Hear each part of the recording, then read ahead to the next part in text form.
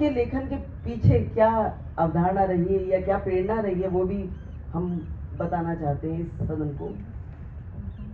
सबसे पहले तो मैं सभी सम्मानित जनों को प्रणाम करता हूँ। सारे बड़े बड़े गुरु लोग बैठे हैं, तो सबसे पहले हमारे यहाँ गुरु को मैं प्रणाम करना चाहूँगा। आप सब जानते हैं कि एक धन की एक कीड़ा होता है, कीड़ों का राजा होता है, लेकिन उसमें मादा कीड़ा नहीं होती। वो क्या करता है, किसी भी कीड़े को पकड़ता है और उसके कान में करता है गूं गूं गूं गूं और उसको अपने जैसा बना लेता है। जो सच्चा गुरु होता है उसका भी यही काम है। वो कहते हैं ना, गुरु को कीजिए दंडवत, गुरु को कीजिए प्रणाम, गुरु को कीजिए दंडवत, गुरु को कीजिए प्रणाम, कीट ना जाने भृंग को, कर ले आप समान, कर ले आप समान। जो बात दवा से होती नहीं, जो बात दवा से होती नहीं, वो बात दुआ से होती है।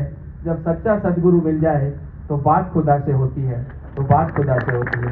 तो मधु मैडम का जो क्वेश्चन था, मैं आपको बताऊं कि मैं शुरू से, हालांकि मैंने होटल लाइन में काम किया है, मैंने एयरलाइंस में काम किया है, मैंने ऑटोमोबाइल्स में काम किया है, साहित्य से मैं पिछले 5 वर्ष से जुड़ा हूँ। लेकिन वो कहते हैं ना, निरंतर एक किसी भी चीज़ को मैंने डेप्थ में जाके पढ़ता था, देखता था। मेरे दादाजी संस्कृत के, हिंदी के, इंग्लिश के प्रकांड विद्वान थे, मैं उनके पास बैठता था और मैं स्कूल में भी था तो सूर के, कबीर के, मीरा के मैं पढ़ता था और उनको याद करता था।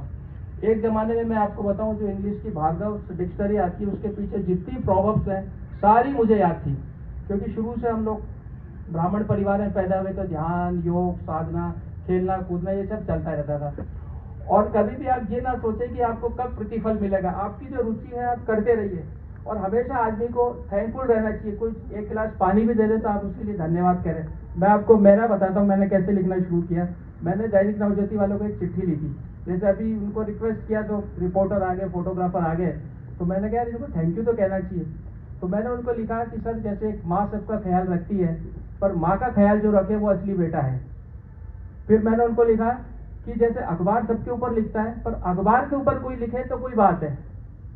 तो ऐसे करके मेरे से पता नहीं कैसे लिखने में आ गया। और मैं जब 3-4 महीने बाद उनके पास गया मिलने किसी और कारण से, तो उन्होंने कहा, ललित जी आप तो यार बड़ा दिल से लिखते हो यार, आप हमारे लिए लिखिए, हम आपको कॉलम भी देंगे। मैंने कहा सर, मैं कहा नहीं आप लिखिए। तो बस जब से वो सिलसिला शुरू हो गया लिखने का, तो बचपन से जो विचार दिमाग में चलते आ रहे थे, जो हम लोगों ने अध्ययन किया, जो गुरुओं से सीखा, वो सब दिमाग में इकट्ठा रहते हैं। बस उसको मौका मिला और आप लिखना शुरू हो गए। मैं आपको बताऊं, एक बहुत बड़ा संगीतकार था, संगीत की बात चल रही है, तो उनका एक शो था, लाइव होना था वो। तो रास्ते में वो ट्रैफिक जाम में फंस गए और फंसते हुए टैक्सी से उतर गए, पसीने वसीने आ गए थे। तो एक कोई वायलिन बजा रहा था पास के मकान में, बड़ा अच्छा।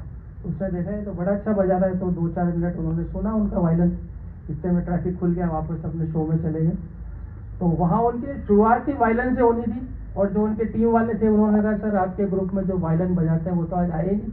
तो उन्होंने कहा, ऐसा है वहाँ एक लड़का बजा रहा है, उसे बुला लाओ। उसे वो बुला लाए और उन्होंने कहा कि भाई मेरे को तो आप रोज ही सुनते हो, जिस लड़के को सुनो, और उसी का लाइव कर दिया उन्होंने और वो फेमस हो गया पूरी दुनिया में। तो कब आपको मौका मिल जाए, कभी भी आप ये ना सोचे कि यार मैंने इतनी प्रैक्टिस कर ली, इतना ये कर दिया, मुझे कब मौका मिलेगा। और यहाँ पे स्टूडेंट्स बैठे, मैडम मैं स्टूडेंट्स से ज़्यादा मुखातिब होना चाहूँगा। आप हमेशा, कभी कभी आदमी के जीवन में दुविधा हो जाती है। मेरी भी बेटी बैठी है, उसे लगता है कि क्या गलत है, क्या सही है, क्या करना चाहिए, क्या नहीं करना चाहिए। एक बार को आप आंख बंद करके ये सोच लीजिए कि अगर मेरा ये काम कल अखबार में आ गया तो मुझे कैसा लगेगा। या कोई भी अनैतिक कार्य कर रहे हैं तो आप 1 मिनट को ये सोच लो कि यार अगर कल ये काम अखबार में आ गया तो मुझे कैसा लगेगा, मुझे गिल्टी फील होगी, तो वो काम गलत है। आप खुद ही डिसाइड कर लोगे। और आपको लगता है कि नहीं मेरी वाहवाही होगी, मेरी तारीफ होगी, यार मैंने यार किसी बुजुर्ग को रोड पार करा दी या मैंने किसी की मदद कर दी और वो अखबार में आ गया, तो आपको बड़ी अच्छी खुशी होगी। इसका काम वो, इसका मतलब वो काम सही है। तो आप खुद ही डिसाइड कर सकते हैं कि क्या सही है और क्या गलत है। मैं आपको बड़ा अच्छा एक दृष्टांत दूं। मैडम, दृष्टांत से सिद्धांत का प्रतिपादन होता है। मुझे नौकरी मिल गई है ना, ऑटोमोबाइल्स में किया। आशा करता हूँ आपको ये मेरा वीडियो पसंद आया होगा। इसे लाइक करिए, शेयर करिए और सब्सक्राइब करिए। बहुत बहुत धन्यवाद, शुभकामनाएं। अपना और अपनों का ध्यान रखिएगा। नमस्कार।